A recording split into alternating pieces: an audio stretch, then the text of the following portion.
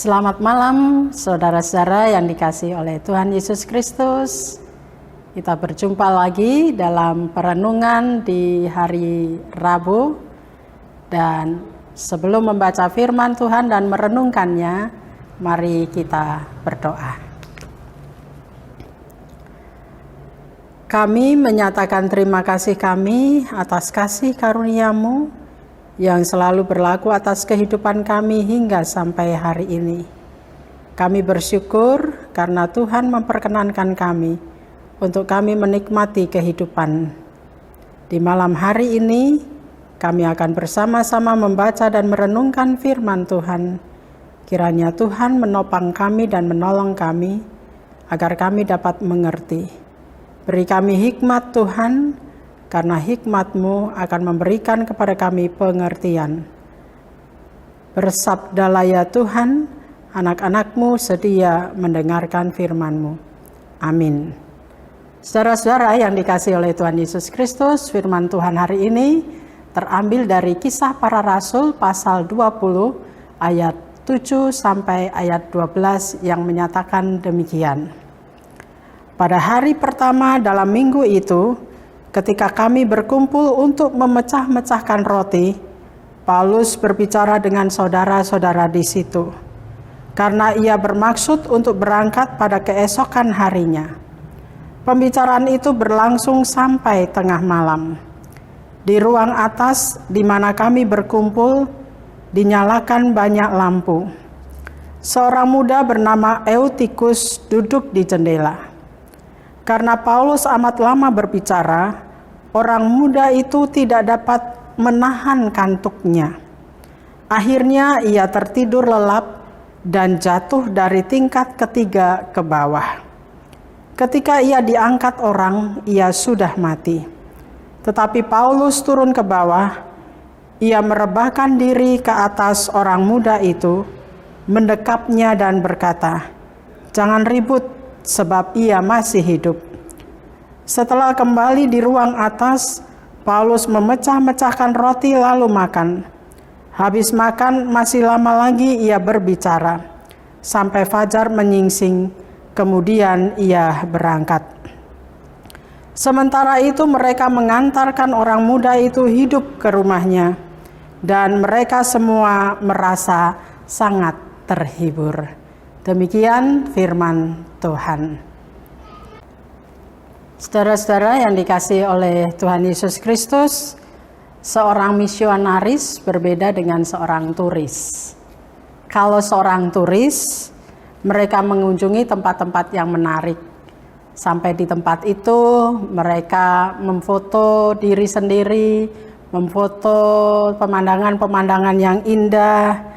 Mereka menikmati tempat itu, mereka mengabadikan tempat itu dengan foto-foto, dan kemudian mereka mengunjungi tempat-tempat yang berikutnya. Berbeda dengan seorang misionaris. Ketika mereka menjelajahi berbagai tempat, sampai di sana mereka mengamati situasi dan keadaan masyarakat setempat. Kemudian mereka mencari peluang untuk dapat melayani jemaat setempat. Dan mereka memiliki hati untuk melayani dalam rangka menguatkan jemaat yang dikunjungi. Saudara-saudara, Paulus adalah seorang rasul yang mengunjungi dari jemaat yang satu kepada jemaat yang lain di dalam kehidupan pelayanannya. Hari Minggu yang lalu kita diajak untuk melihat bagaimana Paulus bersama-sama dengan jemaat di Efesus. Kemudian dia pergi ke Makedonia, dan hari ini kita diajak untuk melihat pelayanan Paulus di wilayah yang bernama Troas. Saudara-saudara, Paulus bekerja keras, dan Paulus dalam pelayanannya membentuk sebuah tim. Walaupun dia seorang pelayan yang senior, tetapi dia sadar bahwa dia tidak mungkin melakukan pelayanannya seorang diri. Karena itu dia membentuk tim yang disampaikan oleh Kisah Para Rasul di dalam ayat yang keempat. Dikatakan, ia disertai oleh Sopater anak Pirus dari Berea dan Aristarkus dan Sekundus, keduanya dari Tesalonika, dan Gaius dari Derbe, dan Timotius dan 2 orang dari Asia, yaitu Tikitus dan Trofimus. Mereka itu berangkat lebih dahulu dan menantikan kami di Troas. Ini adalah tim pelayanan Paulus yang Paulus bentuk dalam perjalanan pelayanannya dari tempat yang satu ke tempat yang lainnya. Itu berarti saudara-saudara yang dikasihi oleh Tuhan Yesus Kristus, di tengah-tengah kehidupan pelayanannya, Paulus tidak berjuang sendiri. Paulus berjuang bersama-sama dengan pelayan-pelayan yang lain. Kisah Para Rasul memberikan kepada kita informasi bahwa Paulus tinggal di Troas dalam waktu yang singkat, yaitu selama 7 hari. Waktu yang singkat ini Paulus gunakan dengan sebaik-baiknya. Paulus manfaatkan dengan sebaik-baiknya pelayanannya supaya menjadi efektif, menjadi efisien. Pemberitaan Injilnya menjadi efektif dan efisien melalui pengajaran-pengajaran yang disampaikan. Kisah Para Rasul memberikan informasi kepada kita yang pertama bahwa orang-orang Kristen di Troas memiliki kebiasaan untuk berkumpul, memiliki kebiasaan untuk bersekutu. Dan pada hari yang pertama diceritakan di dalam firman Tuhan hari ini, digunakan sebagai kesempatan untuk memecah-mecahkan roti, sebagai wujud penghayatan mereka akan kematian, kebangkitan Kristus, dan pencurahan Roh Kudus atas para murid.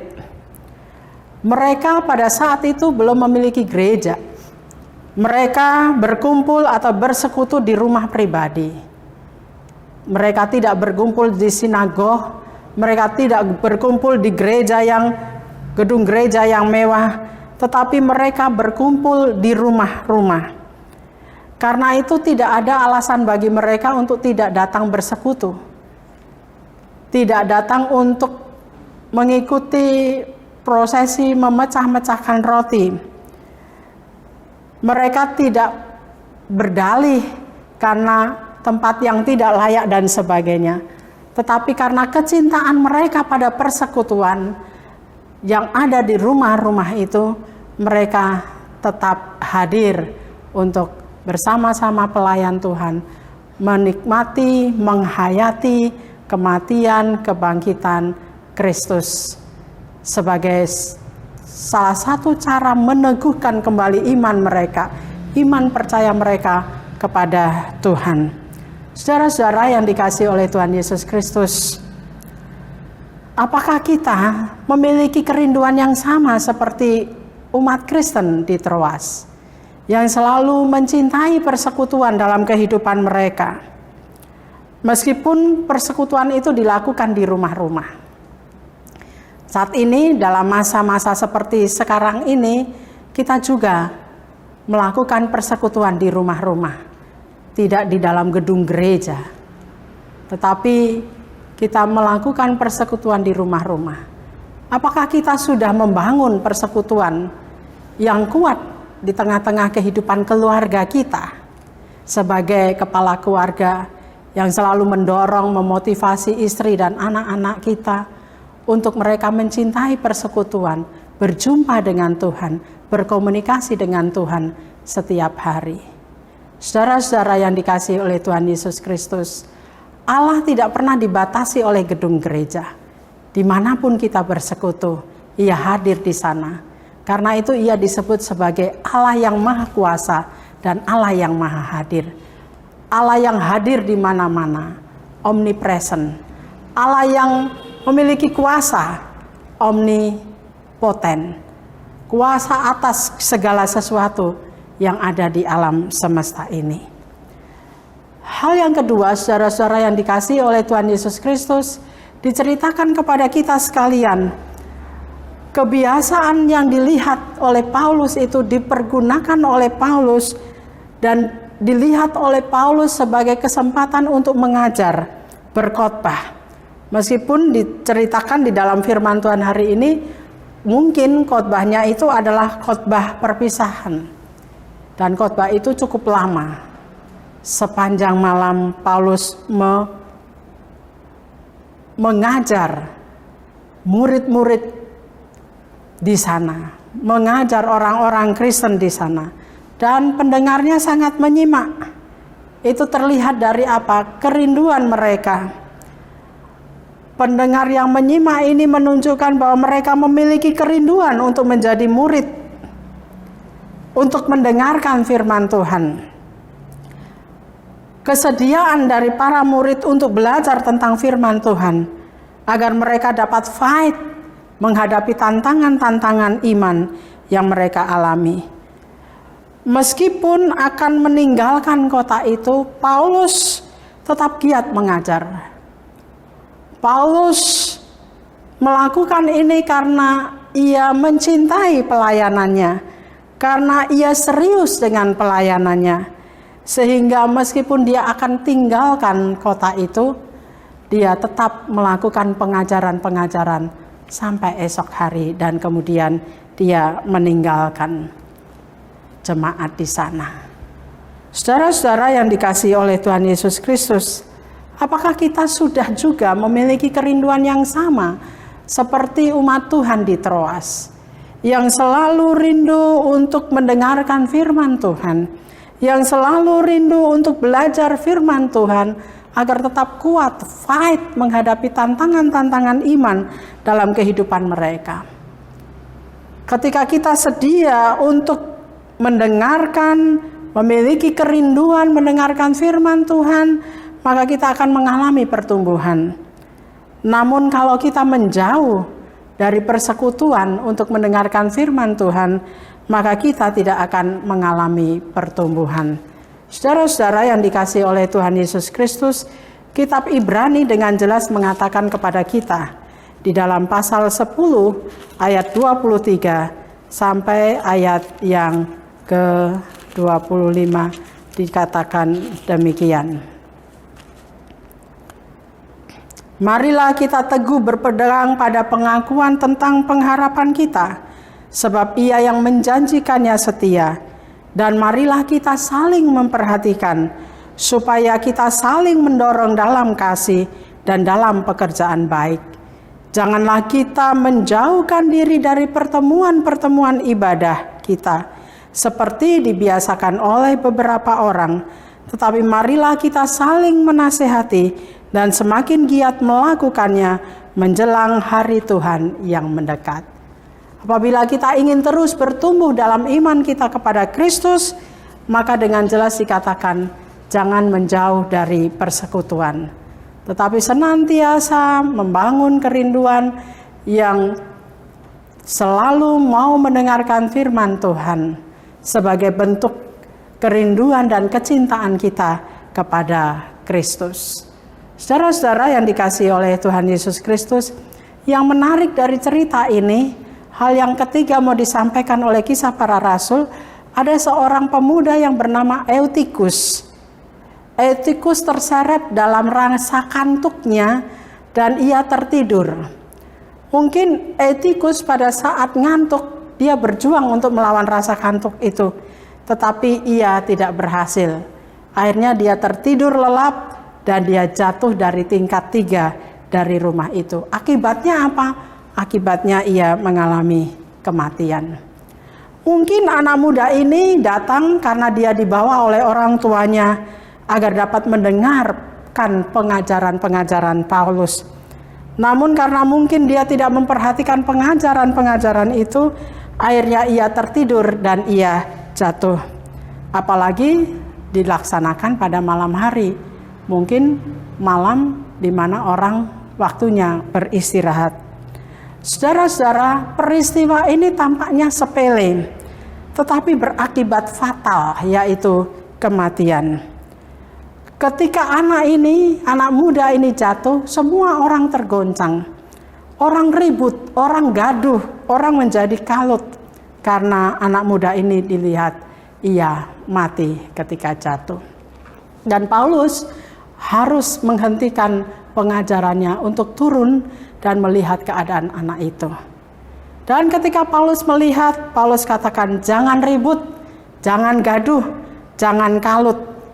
Ungkapan ini adalah ungkapan sebuah nasihat sekaligus pengajaran langsung kepada orang-orang yang hadir pada saat itu, yang mau menyatakan kepada mereka semua supaya percaya kepada kuasa Tuhan dan tetap tenang dan meminta pertolongan Tuhan di tengah-tengah kegaduhan, di tengah-tengah keributan, dan di tengah-tengah kekalutan. Dari Eutikus kita bisa belajar, kalau kita tidak serius untuk mendengarkan firman Tuhan, maka akan berakibat fatal dalam kehidupan kita. Oleh karena itu, saudara-saudara, seriuslah mendengarkan pengajaran-pengajaran firman Tuhan. Dan berjaga-jagalah dan berdoalah agar kita tidak jatuh di dalam pencobaan. Dari orang tua Eutikus kita juga bisa belajar. Sebagai orang tua, kita selalu mau membawa anak-anak kita untuk terbiasa mendengarkan pengajaran-pengajaran, mendengarkan khotbah-khotbah, agar mereka menjadi anak-anak yang dibentuk hatinya dan pikirannya, akal budinya oleh firman Tuhan. Saudara-saudara yang dikasihi oleh Tuhan Yesus Kristus, mari kita belajar dari firman Tuhan hari ini. Ketika kita mau belajar mencintai persekutuan, dan ketika kita mau belajar untuk terus mengasihi firman Allah di dalam kehidupan kita, maka kita akan selalu rindu untuk bersekutu dengan Tuhan. Kita selalu rindu untuk mendengarkan firman-Nya. Dan kerinduan itu akan menolong kita untuk terbiasa, membiasakan diri mendengar firman Tuhan dan merenungkannya. Sehingga firman Tuhan membentuk hati kita, membentuk pikiran kita, dan kita bertumbuh di dalam iman kita kepada Tuhan. Mari kita belajar dari Paulus yang selalu serius, tetapi juga melihat peluang-peluang, kesempatan-kesempatan untuk memberitakan Injil dimanapun ia berada. Tuhan memberkati kita. Amin. Saudara-saudara, mari kita berdoa. Kami menyatakan terima kasih kami untuk firman-Mu di malam hari ini, Tuhan. Ajar kami untuk memiliki jiwa seperti Paulus yang serius dalam menjalani hidup ini. Serius menjadi pelayan-Mu, serius menjadi pengikut-Mu, serius menjadi murid-Mu. Dan biarlah Tuhan menolong kami, supaya kami tetap memiliki kerinduan untuk selalu mendengarkan firman-Mu, dan menyediakan hati kami dibentuk oleh firman Tuhan. Kami mengucap syukur atas firman-Mu hari ini. Mampukan kami Tuhan untuk mencintai persekutuan, dan mencintai firman-Mu di dalam kehidupan kami. Saat ini, di malam hari ini, kami mengucap syukur untuk sehari yang sudah kami lewati.